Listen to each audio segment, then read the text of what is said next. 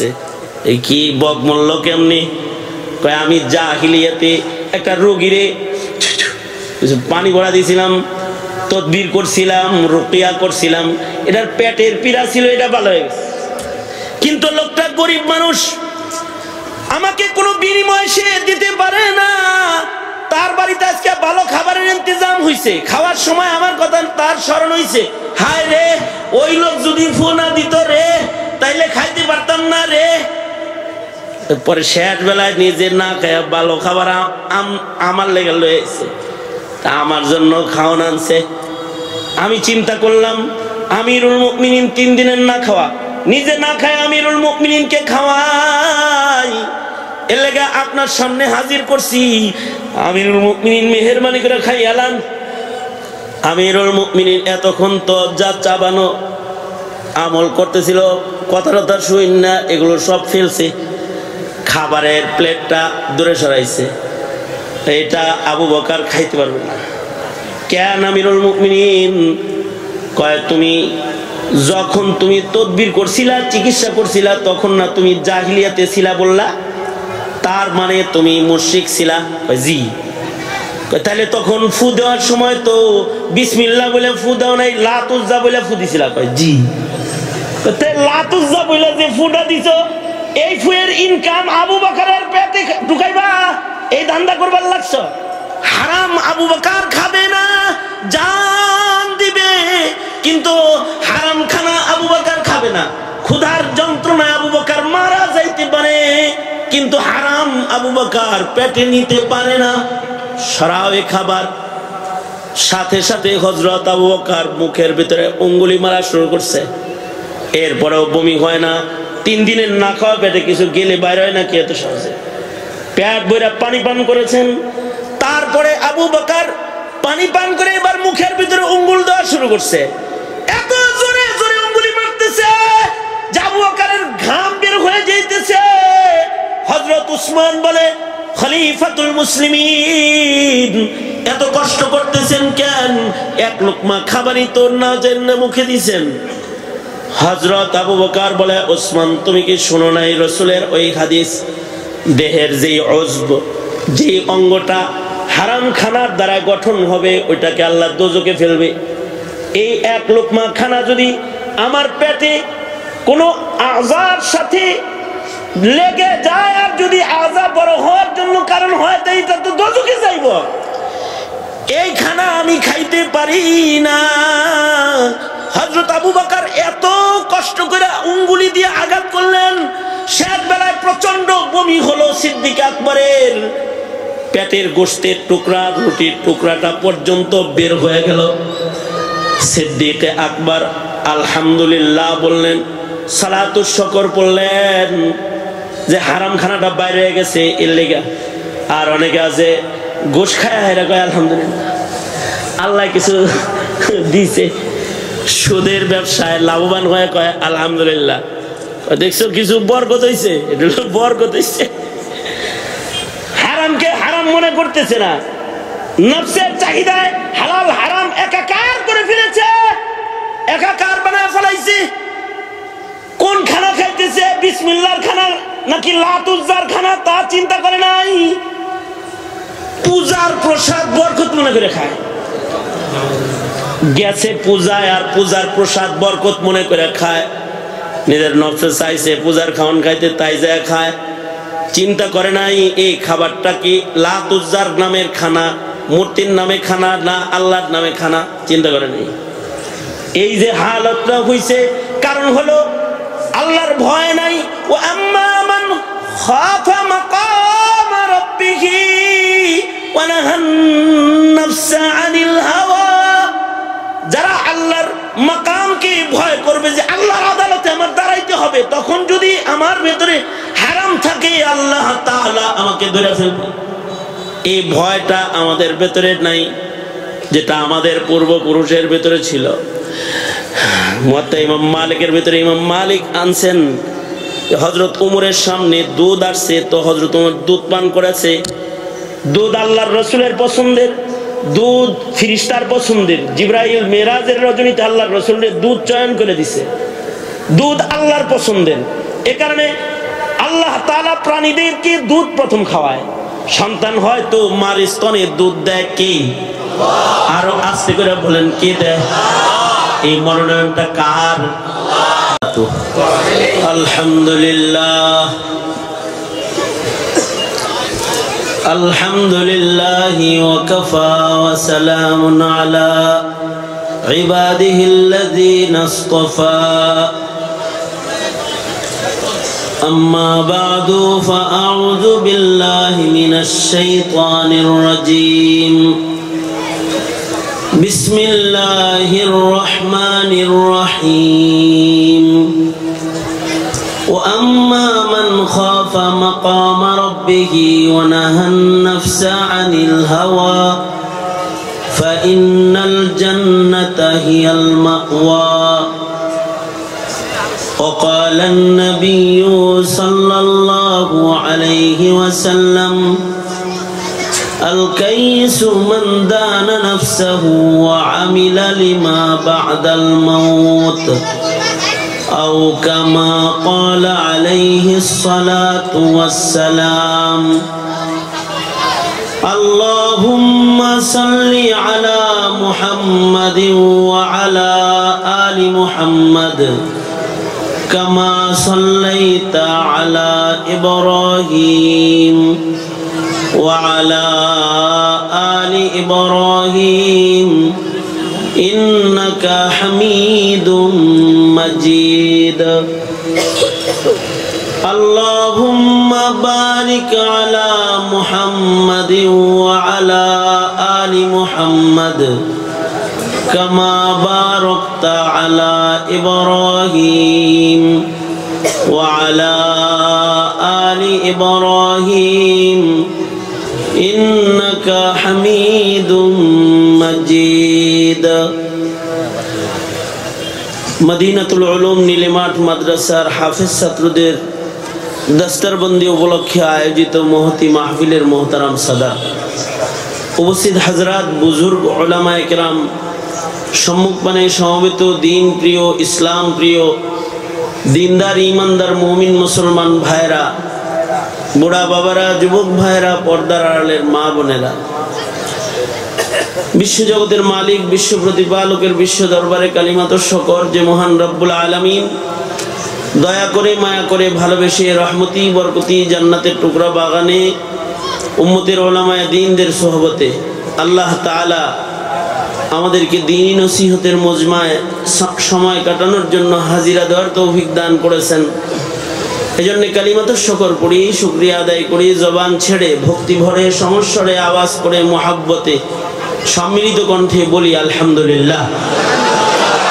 এত সময় পর্যন্ত পুরনুর নসিহাত হযরতুল আল্লাম শেখুল হাদিস আল্লামা হযরত মাওলানা হাসান জামিল দামাত বরকাতুহুমুল আলিয়ার জবান থেকে গুরুত্বপূর্ণ নসিহাত আপনারা শ্রবণ করেছেন। এর পূর্বেও যোগ্য বুজুর্গরা কথা বলেছেন। একেবারে মাহফিলের শেষ ভাগে আমি অন্যান্য বছরের মতো আপনাদের সামনে বসে গেছি, বরকতের নিয়তে কিছু বলবার এরাদায় মশহুর আয়াতে কারিমা এবং হাদিসের খণ্ড আপনাদের সামনে পেশ করেছি। এগুলোকে সামনে করে কিছু কথা আপনাদের সামনে পেশ করা, আল্লাহ তাআলা কিছু উপকারী কথা আপনাদের কানে পৌঁছানোর তৌফিক দান করেন। আপনারা দোয়া করুন, বলুন আমিন। আল্লাহ তাআলা দুই প্রকারের মাখলুক বানাইছেন। আমাদেরকে আল্লাহ তাআলা ইখতিয়ার দান করেছেন, ইচ্ছা শক্তি দান করেছেন। আল্লাহ পাকের এমন কিছু সৃষ্টি আছে যে সৃষ্টিগুলোকে আল্লাহ তাআলা ইখতিয়ার অথবা ইচ্ছা শক্তি দেন নাই। যেমন ফিরিস্তাদেরকে আল্লাহ পাকের মুকাদ্দাস সৃষ্টি, ফিরিস্তারা আল্লাহর সম্মানিত সৃষ্টি, কিন্তু ফিরিস্তাদেরকে আল্লাহ তাআলা ইচ্ছা দেন নাই, ওদের নিজস্ব কোনো ইচ্ছা নাই। যাকে আল্লাহ তাআলা যে নির্দেশ করেন শুধু অতটুকু মানার যোগ্যতা আল্লাহ তাআলা তাদের দান করেছেন। যে কারণে যে ফেরেশতাকে সেজদার হালতে রেখেছেন সে সেজদায় পড়ে আছে, কোনোদিন মাথা তুলবে না। যাকে আল্লাহ তাআলা নির্দেশ দিয়েছেন রুকুর হালতে থাকতে, তো সৃষ্টির পর থেকে সে রুকুতেই আছে, কিয়ামত পর্যন্ত রুকুর হালতেই থাকবে, মাথা তুলবে না। যাকে আরশে আজিম কাঁধে দিয়ে দাঁড় করায় দিয়েছেন, সে আরশ কাঁধে করে দাঁড়িয়ে আছে, কোনোদিন তার ইচ্ছা সে ব্যক্ত করে না, তার কোনো ইচ্ছা হয় না। সে আরশে আজিম কাঁধে নিয়ে দাঁড়িয়ে আছে, কোনোদিন এটা বলে না যে আমার এত লম্বা সময় দাঁড়ায় থাকতে কষ্ট হইতেছে। তার ব্যক্তিগত কোনো ইচ্ছা আল্লাহ তাআলা তাকে দান করেন নাই। আল্লাহর রাসূল সাল্লাল্লাহু আলাইহি ওয়াসাল্লাম মিরাজের সফর সেরে এসে বলেন, হাইয়াতে সালাতে, নামাজের আকৃতিতে যে মানুষগুলোকে, যে ফেরেশতাগুলোকে আমি দেখে এসেছি, যে সেজদার হালতে আছে, রুকুর হালতে আছে, জিবরাইল বলছেন যারা সৃষ্টির পর থেকে এই আকৃতিতে, আল্লাহর পছন্দের আকৃতিতে তারা আছে, তারা কোনো দিন নিজের ইচ্ছায় মাথা তুলবে না, কারণ তাদেরকে আল্লাহ তাআলা ব্যক্তিগত কোনো ইচ্ছা দেন নাই। সূর্যকে আল্লাহ তাআলা নিজস্ব কোনো ইখতিয়ার, ইচ্ছা দেন নাই। জামাদাত, নাবাতাত, হাইওয়ানাত, এদের কারোর নিজের ইচ্ছা বাস্তবায়ন করার ক্ষমতা নাই। আল্লাহ তাআলা তাদেরকে নিজস্ব কোনো ইচ্ছা দেন নাই। যাদেরকে ইচ্ছা দিয়েছেন তাদের ইচ্ছা ব্যক্ত করার শক্তি দেন নাই, বাস্তবায়ন করারও শক্তি দেন নাই। যেমন গরুর ইচ্ছা আছে, কিন্তু ইচ্ছা ব্যক্ত করার ক্ষমতা নাই, ইচ্ছা বাস্তবায়নের ক্ষমতা নাই। গরুরও মনে চায় যে সে আরাম করবে, হাল বাবে না, গরুর গাড়ি টানবে না, এটা তার মনে চায়, কিন্তু তার মনিবরে কথা বলার সুযোগ তার নাই। মনিব, আমার কিন্তু হাই প্রেসার, এখন আমার লাঙ্গল জল কান্দে দিয়েন না, আমি কিছু দুধ আমার সন্তানকে খাওয়াইতে চাই, সবটুকুন দুধ আপনি টেনে বের করে নিয়েন না। এটা বলার, ব্যক্ত করার ভাষা আল্লাহ তাআলা তাকে দেন নাই। তার ইচ্ছা বাস্তবায়নের ক্ষমতাও তার নাই। সে তার বাচ্চার দিকে তাকায় কাঁদে, চোখের পানি ফেলে, হায় যে থাকতে দুধ তোকে পান করাইতে পারলাম না। কিন্তু নিজের ইচ্ছা ব্যক্ত করার ক্ষমতাও নাই, নিজের ইচ্ছা বাস্তবায়ন করার ক্ষমতাও নাই। ইখতিয়ার আল্লাহ তাআলা দেন নাই।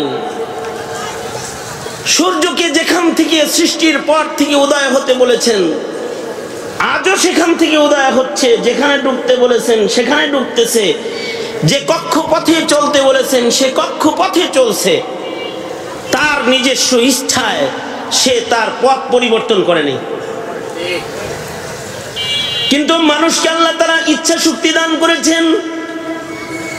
ইচ্ছা যদি করে তাহলে বরাবর হাইটা চলে যায়, ইচ্ছা যদি করে তো একটু ঘুরে যায়, মনে চায় তো সারা রাত দাঁড়ায় নামাজ পড়ে। ইচ্ছা বাস্তবায়ন করার ক্ষমতা আল্লাহ তাআলা দান করেছেন। আবার কারোর মনে চায় তো সারা রাত গান শোনে, কেউ তো সারা রাত কোরআন পড়ে, আর কেউ ফেসবুক পড়ে। এক দলের ফেসবুক পড়তে পড়তে আজান দিছে, আর আরেকজনের কোরআন পড়তে পড়তে ফজরের আজান দিছে। এই ইচ্ছা শক্তি বাস্তবায়ন, ইখতিয়ার আল্লাহ তাআলা বনি আদমকে দান করেছেন। এ কারণেই বনি আদমের কেউ কেউ সারা রাত ইবাদত করে, অথবা করেছে, করবে। ইমামে আজম আবু হানিফা রাহমাতুল্লাহি আলাইহি ইশার নামাজ পড়ার জন্য মসজিদে আসছেন। ইমামের পিছনে দাঁড়াইছেন নামাজে মুক্তাদি। ইমাম ইশার নামাজে সূরা জিলজাল পড়তেছে। কিয়ামতের ভয়ঙ্কর কথা শুনে ওনার ঈমান বেড়ে গেছে। এমনিতেই তো মুমিন কোরআন শুনলে তার ঈমান বাড়ে। ইযা তুলিয়াত আলাইহিম আয়াত আয়াতুহু যাদাতহুম ঈমানা। আল্লাহর কালাম যদি মুমিন শুনে তো মুমিনের ঈমান বাড়ে। আমরা নামাজ পড়ি কিন্তু আমরা কোরআন শুনি না। পিছনে দাঁড়ায় রয়েছে ইমাম সাহেব কি পড়ছে বলতে পারবো না। নামাজের পরে যদি জিজ্ঞাসা যে ইমাম সাহেব কোন সূরা যিনি পড়ছে, কোন দিক দিয়ে যিনি পড়ছে, কইতে পারব না। মাগরিবের নামাজে পিছনে দাঁড়ায় ছোট ছোট মুখস্থ আছে সূরা, সেগুলো শুনছে, তারপরও নামাজের পরে বলতে পারে না যে সূরা ফিল পড়ছে, কুরাইশ পড়ছে। খেয়াল করে শোনার মতো মেধাও নাই। কিন্তু আগের জমানার মুমিনের ঈমান তো পুখতা ঈমান। নামাজে তিলাওয়াত শুনতেছে আর তিলাওয়াতের অর্থগুলো ভাবতেছে আর কান ভাল লাগছে। যখন ইমামের কণ্ঠে উচ্চারিত হয়েছে ফামান ইয়ামাল মিসকালা যাররাতিন খায়রান ইয়ারাহ ওয়া মান ইয়ামাল মিসকালা যাররাতিন শাররান ইয়ারাহ, এক যাররা ভালো কাজও যদি কেউ করে তাহলে এটা তার, আর এক যাররা খারাপ করলেও এটা তার থাকবে। ইমামে আজমের দিলের ভিতরে পেরেশানি আসছে, আজকে রাত্রি যদি আমার শেষ রজনী হয় তাহলে কমাস কম আজকের রাতটা যত বেশি ভালো কাজ করা যায়, যত ভালো জায়গায় থাকা যায়, এটা আমার হবে। অন্যান্য দিন ইশার নামাজ পড়ে ঘরে যান, ঘরে যায় মোতালা করেন, নফল পড়েন, কিন্তু আজকে মসজিদে নামাজে মুসল্লায় দাঁড়ায় গেছেন, দাঁড়ায় আল্লাহর কালাম পড়া শুরু করছেন। মুয়াজ্জিন সাহেব দরজা বন্ধ করবেন, মসজিদ বন্ধ করবেন। উনি চিন্তা করলেন ইমাম সাহেব নফল নামাজ পড়তেছেন, কিছু সময় বসি, ইমামের নফল পড়া শেষ হইলে মসজিদ তালা মেরে তারপরে বাড়ি যাব। কিন্তু আশ্চর্য, মুয়াজ্জিন বসে রয়েছে, এক পাড়া, দুই পাড়া, তিন পাড়া, চার পাড়া পড়া, তারপরেও রুকুতে যায় না। মুয়াজ্জিন বুঝে ফেলাইছে ইমামের তো মাঝে মধ্যে এক রাকাত নামাজেও খতম দেওয়ার আদত আছে, আজকে হয়তোবা তিনি সহজে তিলাওয়াত ছাড়বেন না। কারণ এই দুনিয়াতে কিছু মানুষ আছে যারা 2 রাকাত নামাজে টোটাল কোরআন খতম করেছেন। যেমন হযরত ওসমান ইবনে আফফান রাদিয়াল্লাহু আনহু 2 রাকাত নামাজে টোটাল কোরআন মজিদ খতম করেছেন। সুবহানাল্লাহ, আগামী কালকে বললেন।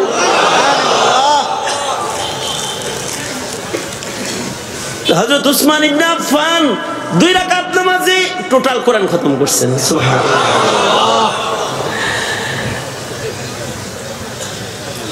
হযরত উবাই ইবনে কাব রাদিয়াল্লাহু আনহু 2 রাকাত নামাজে টোটাল কোরআন খতম করেছেন। সুবহানাল্লাহ বলেন নাকি? কখনো কখনো হযরত ওসমান 1 রাকাতে পুরা কোরআন শরীফ খতম করেছেন। যেমন তামিমে দারি রাদিয়াল্লাহু আনহু সর্বকনিষ্ঠ সাহাবীদের একজন, বাচ্চা বয়সে রাসূলের কোলে উঠছে, অল্প বয়স্ক সাহাবী সরওয়ারে দু আলমের কোল পাইছে, সরওয়ারে দু আলমকে একবার দেখছে, কতটা ঈমান নবী দেখা ভিতরে হইছে যে তামিমে দারি রাদিয়াল্লাহু আনহু 1 রাকাত নামাজে টোটাল কোরআন মজিদ খতম করেছে। আর ইমানি শক্তি কেমন ছিল, কাফেরের লগে খালি মোকাবেলা করে না, আগুনের লগেও মোকাবেলা করে।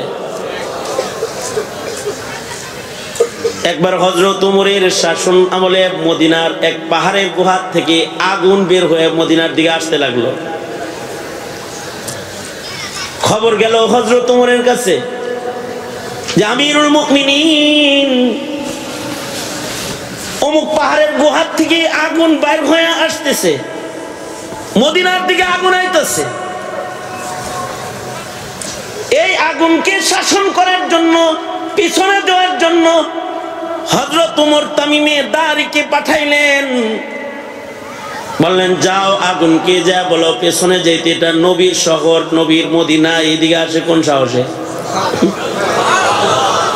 হযরত তামিমের দাড়ি গেলেন, গুহার থেকে আগুন বের হয়ে সামনে আসতেছে, উনি আগুনের সামনে যায় দাঁড়াইলেন। দাঁড়ায় মানুষ মানুষের সামনে দাঁড়ায়, মানুষ মানুষকে যেমন চপাটাঘাত করে, থাপ্পড় মারে, কিল ঘুষি মারে, তো হযরত তামিমের দাড়ি আগুন রে থাপ্পড় দিলেন। আপনিও দিছেন তো আগুন রে থাপ্পড়, আমরাও তো দিছি নাকি? হ্যাঁ, কিন্তু তামিমের দাড়ি আগুনকে থাপ্পড় দিতে আগুন কেঁপে পিছনে চলে গেছে। চপাটাঘাত করতে করতে, আঘাত করতে করতে আগুন বলে পিছনে যা, গুহায় ঢোক, যেখানে ছিলি সেখানে যা। সামনে আমার নবীর শহর মদিনা, কোন সাহসে আগাইছস? ঘুমায় আছে কে ওখানে জানো? রহমাতুল লিল আলামিন। ফের গুহা থেকে বের করবি তো জবরদস্ত সাজা দেব তোকে। আগুনের সামনে দাঁড়ায় খুতবা দিচ্ছেন, আগুন রে ধাক্কায় ধাক্কায় ধাক্কায় ধাক্কায় গুহার ভিতরে ঢুকায় দিচ্ছেন। সেই যে সাহাবীর শাসনে আগুন ভিতরে ঢুকছে, এরপরে আর কখনো ওই গুহার আগুন বের হয় নাই।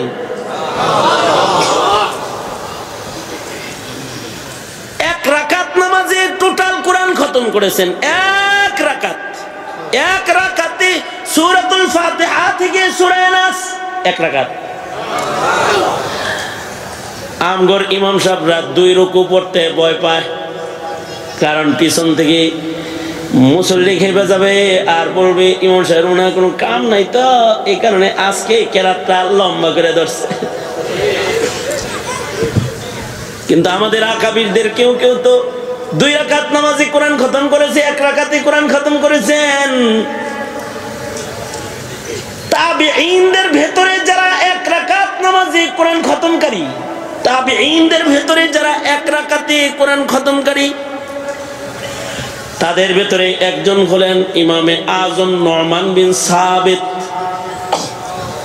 রাদিয়াল্লাহু আনহু। উনিও 1 রাকাত নামাজে টোটাল কোরআন খতম করেছেন। 2 রাকাত নামাজে অ্যাভেলেবেল কেস, মাঝে মধ্যেই 2 রাকাত নামাজে খতম করতেন। রোজার মাস আসলে পরে 30 দিনে 30 খতম কোরআন পড়তেন। আল্লাহু আকবার, জোরে করে বলেন। 30 দিনে 30 খতম কোরআন পড়তেন। রমজানে আবার তারাবির নামাজে 1 খতম। আল্লাহর কালামের আশিক ছিলেন ইমামে আজম আবু হানিফা রহমাতুল্লাহ, সাঈদ ইবনে জুবায়ের রহমাতুল্লাহ আলাইহি 1 রাকাত নামাজে 1 খতম কোরআন শরীফ পড়েছেন। তবে আমরা দেখেছি জেলখানায় কিছু আল্লাহর বান্দা আওয়াবিনের ভিতরে 5 পারা 7 পারা পড়ে। আল্লাহ মামুনুল হক সাহেব তো প্রতিদিন আওয়াবিনের নামাজে 4 পারা 5 পারা 3 পারা। শুধু আওয়াবিনের নামাজের ভেতরে 3 পারা 4 পারা শেষ। আমাদের কিছু কিছু সাথী আছে, এরা জেলখানায় হাফেজে কোরআন হয়ে গেছে 1 বছরে। আবার কিছু কিছু সাথী আছে, এরা ডেইলি 10 পারা পড়তো, 3 দিনে খতম, ডেইলি 10 পারা। দেওবন্দের কারি সাহেব হুজুর দামাত বরকাতুহুম 1.5 দিনে 20 পারা, রোজার মাসে 2 দিনে 1 খতম। যার যেটার মজা হয় সে সেটা করে যায়, সেই কাম করে রাত কাটায়। কেউ যদি নফসের চাহিদা পূরণ করে মজা পায় তো ফেসবুক দেখে দেখে রাত কাটায়। কত খতম যে দেয়। ইমামে আজম আবু হানিফা রহমাতুল্লাহ আলাইহি নামাজে দাঁড়ায় গেছেন, 1 পারা 2 পারা 4 পারা 5 পারা পড়তেছেন। মুয়াজ্জিন সাহেব বুঝা ফেলাইছেন আজকে ইমাম তাড়াতাড়ি বের হনেওয়ালা না।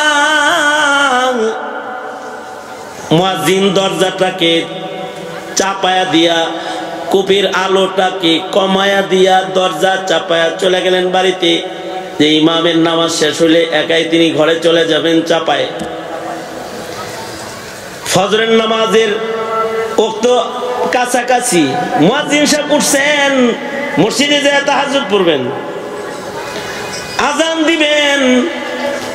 মুয়াজ্জিন ফের মসজিদে এসে দেখে সেই অবস্থায়, যেই হালাতে, যেই যায় নামাজে নু'মানকে দাঁড়ানো দেখে গেছেন, এখন আইসা দেখেন ওইভাবেই দাঁড়ায় দাঁড়ায় তিলাওয়াত করতেছে। তবে নু'মানের কণ্ঠে এবার আম্মা পাড়ার সূরাগুলোর তিলাওয়াত বাজতেছে। বুঝতে আর বাকি রয় নাই, এক রাকাতে কোরআন খতম করে ফেলেছেন। ফজরের আগে খতম কমপ্লিট হয়ে গেছে, 2 রাকাত নামাজও শেষ করছে, আর খতমে কোরআনও কমপ্লিট হয়েছে। যদি মানুষ ইচ্ছা করে তাহলে সারা রাত ইবাদত করতে পারে। কেউ আছে সারা রাত কোরআন পড়ে, কেউ আছে সারা রাত জিকির করে, কেউ আছে সারা রাত গান শোনে, কেউ আছে সারা রাত যাত্রা দেখে, কেউ আছে সারা রাত বাইজিখানায় পড়ে থাকি বেউসে, মদ খায়, জেনা ব্যভিচার আসরে রাত কাটায়। এই যে ইচ্ছা শক্তি যেটা, এটা আল্লাহ তাআলা বনি আদমকে দান করেছে। তবে যারা ইচ্ছা শক্তির অনুসরণকারী তারা শয়তানের কাছে ভালো, আল্লাহর কাছে তারা মন্দ। আর যারা নিজের ইচ্ছাকে দমনকারী, নিজের ইচ্ছা শক্তিকে যারা দমায় রাখে, যা মনে চায় তাই তারা করে না, ইচ্ছাকে দমন করে ফেলায়, করে হলো ওইটা যেটা আল্লাহর পছন্দ। আল্লাহু আকবার জোরে করে বলেন, আরো জোরে আওয়াজ করে বলেন আল্লাহু আকবার করে বলেন। এক বুজুর্গ তো মসজিদ থেকে বের হয়ে আসছে, যাইবো কামে, এবার কয় নফস তুই তো চাস মসজিদের বাইরে যাইতে, আল্লাহ পছন্দ করে ভিতরে। শুক্রবারের দিন আসরের নামাজ পড়ছস, তোর মনটা চাইতেছে চাটা খাই আই, ঘুরে আসি, একটু গল্প করে আসি, এটা তোর নফস, তোর ভিতরের চাওয়া এটা। মসজিদের বাইরেও আইছে, জুতাও পড়ছে, পরা জুতা আবার খুইলা কেবলামুখী দাঁড়াইছে, দাঁড়ায় দাঁড়ায় কথা কয়, মাই তেরা বান্দা নেহি তু মেরা খুদা নেহি, মাই তেরা বান্দা নেহি তু মেরা খুদা নেহি, তেরে বাত মানতে নেহি। তুই আমার খোদা না, আমি তোর বান্দা না, তোর কথা মানি না। হ্যাঁ, আগে কয় নাউজুবিল্লাহ। এরকম নাউজুবিল্লাহ পিছনে একজন দাঁড়ানো, সে তো পড়ে ফেলাইছে, আপনারা যেমন পড়ছেন, সে হাই কেবলার দিকে দাঁড়ায়, পশ্চিম দিকে দাঁড়ায়, এদিক কি কইতেছো, ইমান আছে না গেছে? কি কইছি? বললা যে মাই তেরা বান্দা নেহি তো মেরা খোদা নেহি, তেরে বাত মানতে নেহি। এটা তুমি মনে করছো কারে কইছি? তুমি মনে করছো যে এই দিকে যিনি হেরে কইছি না, এইখানে যিনি তাকে বলেছি, এই ভিতরে যিনি আছে তাকে বলেছি। কারণ সে আমারে মসজিদের বাইরে লয়ে আইছে, মসজিদের গেটে আইসা তারে দমন করতেছি, তারে বলতেছি তুই আমার খোদা না, তোর কথা মানি না, তুই আমার খোদা না, তোর কথা মানি না। আমি একজনের বান্দা, তার কাছে থাকতে ভাল লাগে, শুক্রবারের দিন কোবাইল আল মাগরিব দোয়া করবো, এর কাছে বয়ে থাকবো, মসজিদে থাকবো, যা তোর বাদ। এইগুলো নফসকে যারা দমন করে ফেলাইছে, খাহেসাতকে যারা অনুসরণ করে নাই, এদের আল্লাহর রাসূল বলেন এরা হলো চালাক, এরা হলো চালাক। আল কাইয়িসু মান দানা নাফসাহু, আল কাইয়িসু মান দানা নাফসাহু ওয়া আমিলা লিমা বাদাল মাউত। চালাক হলো ওই লোকটা যে তার প্রবৃত্তিকে দমন করে, আর সেই কাজগুলা সে করে যে কাজ করলে মহান আল্লাহ খুশি হইয়া যায়, যে কাজ করলে পরে তার স্রষ্টা তার উপরে রাজি হয়ে যায়। আর যে তার নফসের ইত্তিবা করে তাকে বলছেন ওল আজিজ, সে হলো নিকৃষ্ট, সে হলো বেকুব, সে আজিজ, সে বুকা গ্রুপ, বুকার দপ্তরে তার নাম, যে তার হাওয়ার অনুসরণ করে, নিজের নফসকে অনুসরণ করে, নফস যা চায় তাই করে বেড়ায়, নফস যা চায় তা যারা করে এরা হলো বুকা। আর যারা নফসের কথা শুনে না, আল্লাহর কথা শোনে, আল্লাহর ইচ্ছাকে বাস্তবায়ন করে, কারণ কি? কারণ তারা আল্লাহকে ভয় করে, আল্লাহর ইচ্ছা বাস্তবায়ন করে, কারণ হলো তারা আল্লাহকে ভয় করে, কারণ আল্লাহর সামনে তাদের দাঁড়াইতে হইব, এই ডর তাদের আছে।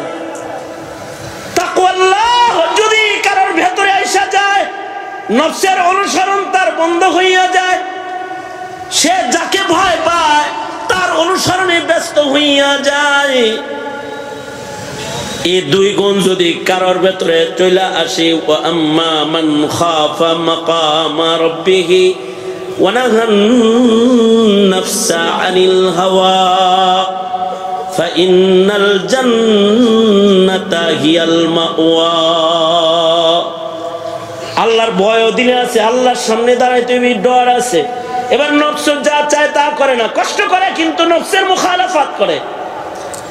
দুই গুণ যদি কারোর ভেতরে রয় তাহলে এরা জান্নাতি গ্রুপ, এরা আল্লাহর দিদার গ্রুপ, এরা আল্লাহর মেহমান গ্রুপ, এদেরকে আল্লাহ তাআলা জান্নাত দান করবে। এ কারণেই যারা আল্লাহকে ভয় করেছে তারা নিজের নফসের চাহিদা, দেহের চাহিদা এগুলোকে বাস্তবায়ন করতে পারে নাই, এমনকি খাইতেও পারে নাই। যেমন হযরত আবু বকর সিদ্দিক রাদিয়াল্লাহু আনহু 3 দিন ধরে না খায় রয়েছে, কিন্তু কোনো হারাম খাইতে পারতেছে না। আর আমাদের নফস কয়, আরে পাইছস নি, সুদ ঘুষ পরে দেখিস নি, লয়া ফেলাইছে, সুদের টাকা না ঘুষের টাকা এটা চিন্তা করার টাইম পায় নাই, পাইছে নিছে, পাইছে খাইছে, হালাল না হারাম এটা দেখার টাইম পায় নাই। নফস চাইছে খাইতে তাই খায়, কিন্তু আল্লাহ কি কয় এটা দেখে নাই, আল্লাহর ফরমান কোনটা এটা তাকায় দেখে নাই। কিন্তু আল্লাহর পেয়ারা যারা, আমাদের আসলাফ, আমাদের আকাবির যারা, তাদের হালত হলো তারা নফসের কথা শুনে নাই, নফসের ইচ্ছা নিজের ভিতরে বাস্তবায়ন তারা করে নাই, আল্লাহর ইচ্ছাকে বাস্তবায়ন করেছে, আল্লাহর পছন্দকে বাস্তবায়ন করেছে। 3 দিন ধরে না খায় রয়েছে হযরত আবু বকর। হঠাৎ করে সামনে রুটি গোশত ভালো খানা সামনে আসছে, সামনে খাবার আসছে, তো এক লোকমা মুখে দিছে, চিবাইতেছে আর চিন্তা করতেছে, গোশত খাইতেছে, রুটি খাইতেছে আর গল্প করতেছে যে আনছে গোলামের লগে, এই গোলাম এই খাবার এত সুন্দর খানা কই থেকে আসলো? কয় আমিরুল মুমিনিন জ্বরে বক মরে, ফকিরের কেরামতি বারে, এরকম কিছু। কয় কি হয়েছে? কয় জাহিলিয়াতে আমি একজনের একটা চিকিৎসা করছিলাম, আমি একজনরে ফু দিছিলাম, রোগ ভালো হয়ে গেছে গা, জ্বরে বক মরে অনেক সময়, ফকিরের কেরামতি বারে। গতকালকে আমি একটা মাহফিলে গেছি, তো এক লোক কয়, হুজুর আমার ভাতিজার বাচ্চা হইতো না 9 বছর, আপনি পানি পড়া দিলেন না গত মাহফিলে, এই 7 মাস চলছে। কয় হুজুর এই যে আমার আর এক বাইক নেই, এটা একটু দিয়ে যান। আমি বললাম যে এটা জ্বরে বক মরে ফকিরের কেরামতি বারে, গতবারটা দিছি দেখে যে হইছে, দেখে যে এটা আমার কেরামতি এমন কিছু না, আমি সূরা ফাতিহা করে ফু দিছি খালি। আর আমি আল্লাহর কালামের আরো কিছু আয়াত করে ফু দিছি, যেগুলো বললে আল্লাহ বাচ্চা কাচ্চা দেয়, সেগুলা পড়ছি আর কি। এখন যে এইটা যে দিমু আগামী বছর আইলে যে আর একটা 7 মাসের পামু, এটা জরুরি না, কিন্তু কয় না হুজুর তারপরেও দেন। তো ধরছে ভালো করে, কি করম দিলাম। জ্বরে বক মরে ফকিরের কেরামতি বারে, এই কি বক মরল কেমনি? কয় আমি জাহিলিয়াতে একটা রোগীরে পানি ভরা দিয়েছিলাম, তদবির করছিলাম, রুকিয়া করছিলাম, এটার পেটের পীড়া ছিল, এটা ভালো হয়ে গেছে। কিন্তু লোকটা গরিব মানুষ, আমাকে কোনো বিনিময় সে দিতে পারে না। তার বাড়িতে আজকে ভালো খাবারের ইন্তজাম হয়েছে, খাওয়ার সময় আমার কথা তার স্মরণ হয়েছে, হায় রে ওই লোক যদি ফু না দিত রে তাইলে খাইতে পারতাম না রে। পরে শেষ বেলায় নিজে না খায় ভালো খাবার আমার লেগে লয়েছে, তা আমার জন্য খাওয়ান আনছে। আমি চিন্তা করলাম আমিরুল মুমিনিন 3 দিনের না খাওয়া, নিজে না খায় আমিরুল মুমিনিনকে খাওয়াই, এর লেগে আপনার সামনে হাজির করছি। আমিরুল মুমিনিন মেহেরবানি করে খাই এলান। আমিরুল মুমিনিন এতক্ষণ তো যা চাবানো আমল করতেছিল, কথা কথা শুই না, এগুলো সব ফেলছে, খাবারের প্লেটটা দূরে সরাইছে। এটা আবু বকর খাইতে পারবে না। কেন আমিরুল মুমিনিন? কয় তুমি যখন তুমি তদবির করছিলা, চিকিৎসা করছিলা, তখন না তুমি জাহিলিয়াতে ছিলা বললা, তার মানে তুমি মুশরিক ছিলা? জি। তাহলে তখন ফু দেওয়ার সময় তো বিসমিল্লাহ বলে ফু দাও নাই, লাতুজ্জা বলে ফু দিছিলা? কয় জি। লাতুজ্জা বলে যে ফুটা দিছো, এই ফুয়ের ইনকাম আবু বকরের পেটে ঢুকাইবা, এই ধান্দা করবার লাগছো? হারাম আবু বকর খাবে না, জান দিবে, কিন্তু হারাম খানা আবু বকর খাবে না। ক্ষুধার যন্ত্রণায় আবু বকর মারা যাইতে পারে, কিন্তু হারাম আবু বকর পেটে নিতে পারে না। সরাবে খাবার। সাথে সাথে হযরত আবু বকর মুখের ভিতরে অঙ্গুলি মারা শুরু করছে। এরপরেও বমি হয় না। 3 দিনের না খাওয়া পেটে কিছু গেলে বাইরে হয় না কি এত সহজে? পেট ভরে পানি পান করেছেন। তারপরে আবু বকর পানি পান করে এবার মুখের ভিতরে আঙ্গুল দেওয়া শুরু করছে। এত জোরে জোরে আঙ্গুলি মারতেছে যে আবু বকরের ঘাম বের হয়ে যাইতেছে। হযরত উসমান বলে, খলিফাতুল মুসলিমিন এত কষ্ট করতেছেন কেন? এক লোকমা খাবারই তো না জেনে মুখে দিছেন। হযরত আবু বকর বলে, ওসমান তুমি কি শোনো নাই রাসূলের ওই হাদিস, দেহের যে উজব, যে অঙ্গটা হারাম খানার দ্বারা গঠন হবে ওইটাকে আল্লাহ দোজখে ফেলবে। এই এক লোকমা খানা যদি আমার পেটে কোনো আযার সাথে লেগে যায়, আর যদি আযা বড় হওয়ার জন্য কারণ হয়, তাই এটা তো দোজখে যাইব। এই খানা আমি খাইতে পারি না। হযরত আবু বকর এত কষ্ট করে আঙ্গুলি দিয়ে আঘাত করলেন, শেষ বেলায় প্রচন্ড বমি হলো। সিদ্দিক আকবরের পেটের গোশতের টুকরা, রুটির টুকরাটা পর্যন্ত বের হয়ে গেল। সিদ্দিক আকবর আলহামদুলিল্লাহ বললেন, সালাতুশ শুকর পড়লেন যে হারাম খানাটা বাইরে হয়ে গেছে এর লেগা। আর অনেকে আছে গোশ খায় হেরা কয় আলহামদুলিল্লাহ, আল্লাহ কিছু দিছে। সুদের ব্যবসায় লাভবান হয়ে কয় আলহামদুলিল্লাহ, দেখছো কিছু বরকত হইছে, এটা হলো বরকত হইছে। হারামকে হারাম মনে করতেছে না, নফসের চাহিদায় হালাল হারাম একাকার করে ফেলেছে, একাকার বানায় ফেলাইছে। কোন খানা খাইতেছে, বিসমিল্লাহর খানা নাকি লাতুজ্জার খানা, তা চিন্তা করে নাই। পূজার প্রসাদ বরকত মনে করে খায়, গেছে পূজায় আর পূজার প্রসাদ বরকত মনে করে খায়। নিজের নফসে চাইছে পূজার খাওয়ান খাইতে, তাই যায় খায়। চিন্তা করে নাই এই খাবারটা কি লাতুজ্জার নামের খানা, মূর্তির নামে খানা, না আল্লাহর নামে খানা, চিন্তা করে নাই। এই যে হালতটা হইছে, কারণ হলো আল্লাহর ভয় নাই। ও আম্মা মান খাফা মাকাম রাব্বিহি ওয়া নাহান নাফসা আনিল হাওয়া, যারা আল্লাহর মাকামকে ভয় করবে যে আল্লাহর আদালতে আমার দাঁড়াইতে হবে, তখন যদি আমার ভেতরে হারাম থাকে আল্লাহ তাআলা আমাকে ধরে ফেলবে। এই ভয়টা আমাদের ভেতরে নাই, যেটা আমাদের পূর্বপুরুষের ভেতরে ছিল। মুয়াত্তা ইমাম মালিকের ভেতরে ইমাম মালিক আনছেন, হযরত উমরের সামনে দুধ আসছে, তো হযরত উমর দুধ পান করেছে। দুধ আল্লাহর রাসূলের পছন্দের, দুধ ফেরেশতার পছন্দের। জিবরাইল মেরাজের রজনীতে আল্লাহর রাসূলের দুধ চয়ন করে দিছে, দুধ আল্লাহর পছন্দের। এ কারণে আল্লাহ তাআলা প্রাণীদেরকে দুধ প্রথম খাওয়ায়। সন্তান হয় তো মার স্তনে দুধ দেয় কে? আরো আস্তে করে বলেন, কে দেয়? এই মনোনয়নটা কার? দুধ আল্লাহর পছন্দের, দুধ জিব্রাইলের পছন্দের, দুধ নবীর পছন্দের। উমরের সামনে দুধ আসছে, পছন্দের খানা মুখে দিয়ে দিছে। খায়া দেয়া জিজ্ঞেস করতেছি, এ তোমার বাড়ির পালা কোনো প্রাণীর স্তনের দুধ আনছো তাই না? না না আমিরুল মুমিনিন, গরিব মানুষ, উট ছাগল গরু কই পাবো, আমার তো কিছুই নাই। এই দুধ করতে আইছি, কয়গুলো বাইতুল মালের দুধ। বাইতুল মালের উটের দুধ, ছাগলের দুধ দহন করে মদিনার যে গরিবদেরকে বন্টন করা হয়। সিরিয়ালে আজকে আমার নাম আসছে, আমার বাড়িতে দুধগুলা আসছে। তাই আমি চিন্তা করলাম, দুধগুলা আমি না খায়া আপনারে খাওয়াই আর মারে খাওয়াই। মারে খাওয়াইছি আর আপনার লেগে আনছি, আপনারে বরকতের জন্য খাওয়াবেন লেগে লয়ে আইছি। খান, খায় বানান, খায় বানান, আমার জন্য সাদকা, আপনার জন্য হাদিয়া।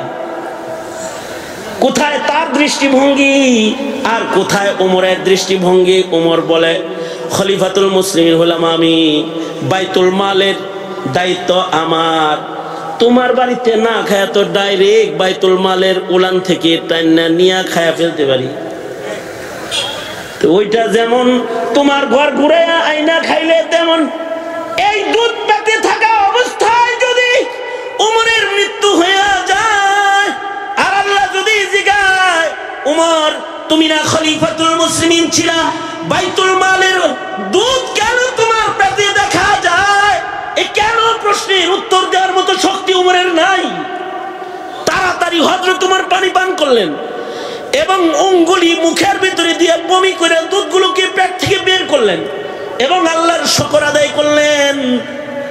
এক ঢোক দুধ সরকারি টাকার বাইতুল মালের উটের স্তনের দুধ খলিফা হয়ে খাইতে পারে নাই।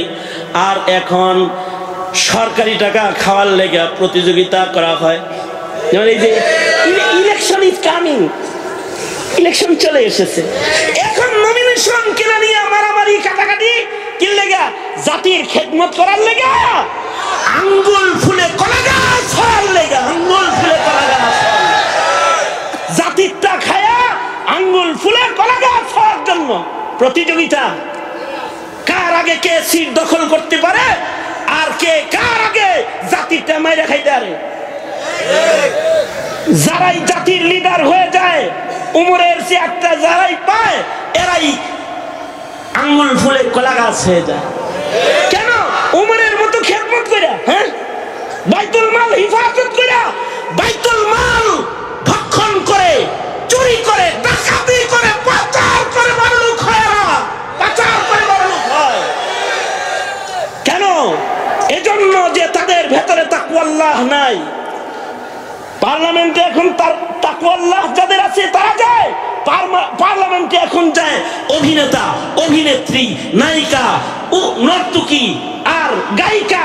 এরা যাবে, এরা পেয়ে যাবে, মক্ষর এরা চলে যাবে, মুত্তাকিরা যায় না, মুত্তাকিরা পায় না। কেন? যে এখন তো এটা তো ভোগের রাজত্ব, ভোগ করার জন্য। আর হযরত উমর যখন খলিফাতুল মুসলিমিন, উমর হলো ত্যাগের রাজত্ব। আল্লাহু আকবার, জোরে করে বলেন, আওয়াজ করে, জোরে আওয়াজ করে বলেন আল্লাহু আকবার। ত্যাগের রাজত্ব, ত্যাগের রাজত্ব, ত্যাগের রাজত্ব যখন করতেছেন তখন বাইতুল মালের দুধ পেটের ভেতরে ঢুকছে, এটাকে অঙ্গুলি দিয়ে বাইর করতেছেন। এটা তো একটা উমর। ইতিহাসের পাতায় আর একজন উমর আছে, উমর ইবনে আব্দুল আজিজ রাহমাতুল্লাহি আলাইহি। কত বড় বুজুর্গ ছিলেন উমর ইবনে আব্দুল আজিজ, এত বড় আবেদ, এত বড় বুজুর্গ আদমি ছিলেন যে ওনার ইবাদতের কারণে, সুবহানাল্লাহ বলে রেডি হয়ে থাকেন, উমর ইবনে আব্দুল আজিজ রাহমাতুল্লাহ আলাইহির ইবাদতের কারণে ওনার ঘামের ভেতরে খুশবু পাওয়া যেত। সুবহানাল্লাহ। মনে মনে ভাবতেছেন ইবাদতের কারণে ঘামেও খুশবু হয়। আর ইবাদতের কারণে, ইলমের কারণে ঘামে না, দেহের সাথে মাটি লাগলে মাটিতেও খুশবু হয়। ইমাম বুখারী রহমাতুল্লাহ আলাইহি 1200 বছর ধরে ঘুমায় রয়েছেন মাটির নিচে। মাজারের মতো আতরগুলো ছিটান লাগে না। ইমাম বুখারী রহমাতুল্লাহ আলাইহির কবরে গেলে এখনো খুশবু পাওয়া যায়। এটা ছিটান না, খুশবু না, এটা হলো ইমাম বুখারীর দেহ জিসমে আতহারের সাথে যে মাটি লাগছে, এই মাটির থেকে 1200 বছর যাবত খুশবু বের হয়। 1200 বছর। ওমর ইবনে আব্দুল আজিজ রহমাতুল্লাহি আলাইহি ওনার গায়ের ঘাম থেকেও খুশবু বের হইতো। ওনার জামা যেই বালতিতে চুবানো হইতো, আমির উমারারা ওই বালতিতে জামা ভিজাইতো আর বলতো ধুপি। ওমর ইবনে আব্দুল আজিজের জামার সাথে বালতির ভিতরে জামা ভিজাইলে কমপক্ষে 40 দিন পর্যন্ত এই জামাত থেকে মিশকে আম্বরের ঘ্রাণ বের হয়। আর ওনার খেলাফতের রাজত্ব কেমন? আল বিদায়া ওয়ান নিহায়া, বাঘ ছাগল এক গাঁটে পানি খাইছে। সুবহানাল্লাহ। কত বছর রাজত্ব করেছিল? 50 বছর তো মিনিমাম।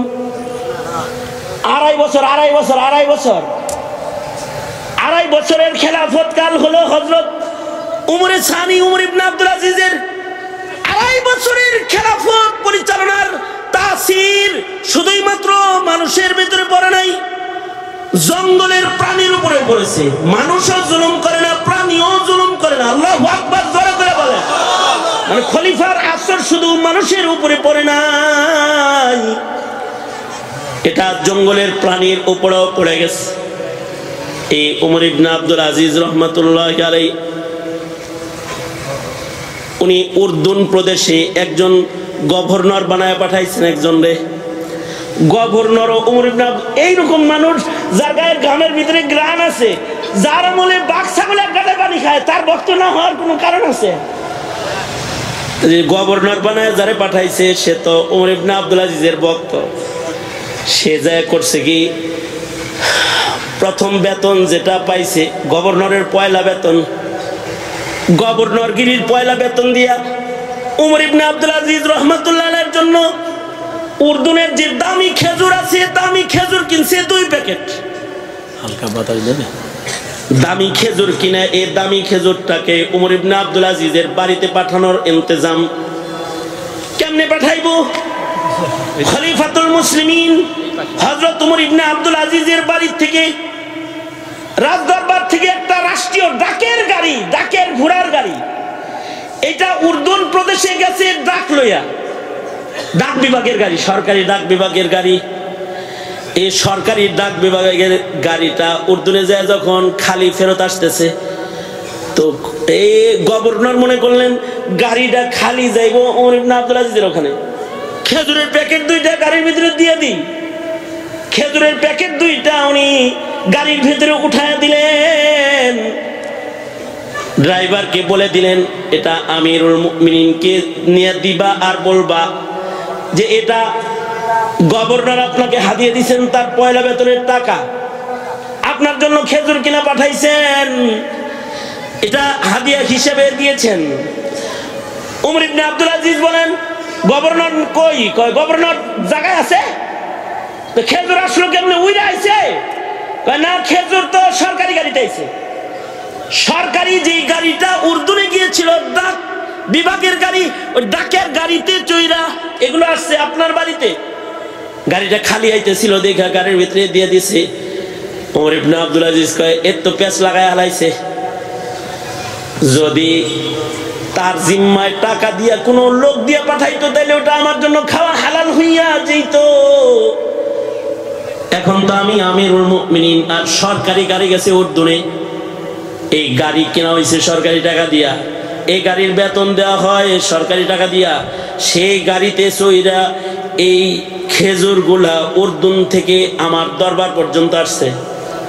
তার মানে এই খেজুরের এই প্যাকেট গুলাতে সরকারি টাকা খরচ হয়ে গেছে। তাহলে এখন কি করা যায়? এখন আর এইটা উমর ইবনে আব্দুল আজিজ পেটে দিতে পারবে না। কোথায় কি করতে হবে? যাও এগুলোকে বাজারে বিক্রি করে দাও, টাকা যেটা হবে এটা বাইতুল মালে জমা করো। কারণ বাইতুল মালের গাড়ি ড্রাইভার ব্যবহার হয়েছে, বাইতুল মালে জমা করে দাও। খাদেমকে বললেন যাও এগুলো বাজারে বিক্রি করে আসো। উমর ইবনে আব্দুল আজিজ রাহমাতুল্লাহ আলাইহির ভাতিজা, তিনি চাচার তাকওয়াল্লাহ কাছের থেকে দাঁড়ায় দাঁড়ায় দেখতেছে। তো ভাতিজায় খাদেমের লগে লগে বাইরে গেছে, বাইরে যায় এই খেজুর আমি কিনলাম, বাজারে যা বেচবি না, দাম উঠাবি, দাম যত উঠাইতে পারস, দাম যা উঠবে 1 টাকা আমি বেশি দেব। বাজারে নিয়ে দাম উঠাইছে এক এক প্যাকেট 13 টাকা। কয় 13 টাকা উঠছে, কয় 14 টাকা। এই যে 14 দুগুণে 28 টাকা বাইতুল মালে জমা কইরা রশিদ কাইটা চাচার কাছে পৌঁছা আগে আর বল যে খেজুর বাইতুল মালে জমা হয়ে গেছে। এবার খেজুরের মালিক ভাতিজা, ভাতিজা 1 প্যাকেট নিজের বাড়িতে রাইখা আর 1 প্যাকেট লইয়া যায় বলে, চাচা জান আপনার না খেজুর পছন্দ, তাই আমি খেজুর হাদিয়া এনেছি। কয় এটা তো ওই খেজুর, উর্দুনের খেজুর মনে হয়। হ্যাঁ উর্দুনের খেজুরটাই, ওটা আমি কিনছি, টাকা জমা করছি, রশিদ আপনার কাছে আছে। ভাতিজা হইয়া চাচার পছন্দের খানা চাচার সামনে পেশ করেছি, জায়েজ না এটা, খাইবেন না এটা? হ্যাঁ এবার এটা আমার খাওয়া হালাল আছে। অর্থাৎ সরকারি গাড়ি ব্যবহার হওয়ার কারণে খাবার খায় না। হিসাবটা কোথায়, কি লেগে খায় না? পাবলিকের ভয়ে না, আল্লাহর ভয়ে খায় না। ও আম্মা মান খাফা মাকাম রাব্বিহি ওয়া নাহান নাফসা আনিল হাওয়া ফাইন্নাল জান্নাতা হিয়াল মাওয়া। আল্লাহর ভয় যদি কারোর ভিতরে আসে, তার ইবাদত করতে যাও তার ভয় হয়। আরে যার আল্লাহর ভয় নাই, তার গুনাহ করতেও ভয় নাই। আর যার আসলে আল্লাহর ভয় আছে, তার ইবাদত করতে যাও ভয় লাগে, ওয়াজ শুনতে যাও তার ভয় লাগে। সে ওয়াজ শুনে আর চিন্তা করে মা আবাদনাকা হাক্কা ইবাদাতিক, যেটা মুহাম্মদুর রাসূলুল্লাহ সাল্লাল্লাহু আলাইহি ওয়াসাল্লামের তাকওয়াল্লাহ।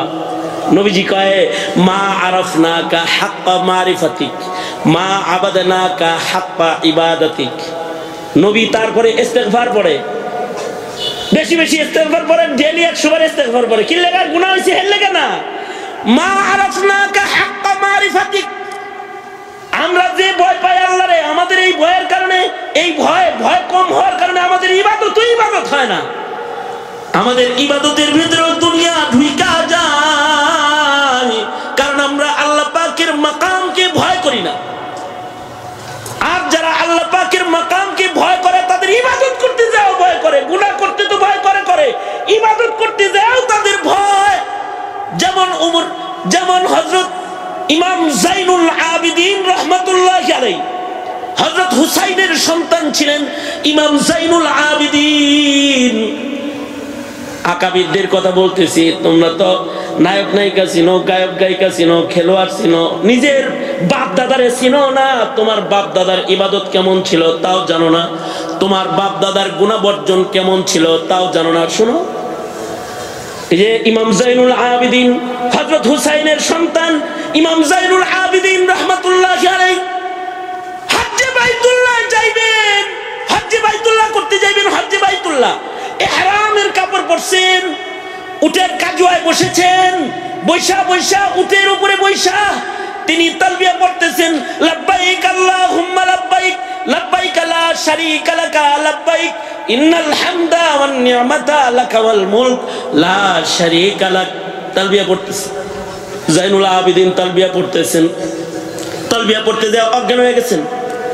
জাইনুল আবিদিন তালবিয়া পড়তে যায় অজ্ঞান হয়ে গেছে। অজ্ঞান হয়ে উটের পিঠ থেকে গড়ায়া পানির ভিতরে পড়ে গেছে। শুধু অজ্ঞান হয় নাই, অজ্ঞান হয়ে উটের পিঠ থেকে নিচে পড়ে গেছে। কি লেগে নিচে পড়ছে? আল্লাহর ভয়ে নিচে পড়ছে। আল্লাহর ভয়ে উটের পিঠ থেকে নিচে পড়ে গেছে। আর আমরা তো মুলতাজমে যাই, আল্লাহর ভয় নাই।